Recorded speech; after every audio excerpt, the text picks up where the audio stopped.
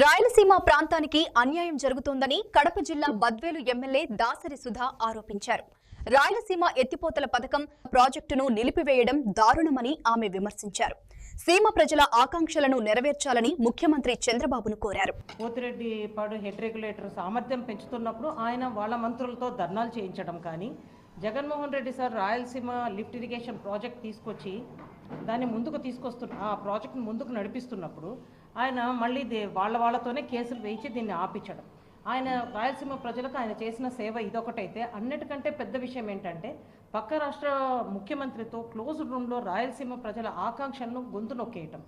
వాళ్ళు ఏమైనా ఆషామాషి విషయమా, అసెంబ్లీలోనే వాళ్ళ మంత్రులు ఉత్తమ్ రెడ్డి కుమార్ గారిని వాళ్ళందరూ కూడా అసెంబ్లీలోనే చెప్పడం జరిగింది.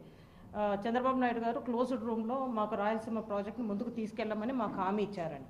దానికి మన రాష్ట్రంలో మన ఇరిగేషన్ మినిస్టర్ గారు అంటారు వాళ్ళు పొలిటికల్ మైలేజ్ కోసం వాడారు అని.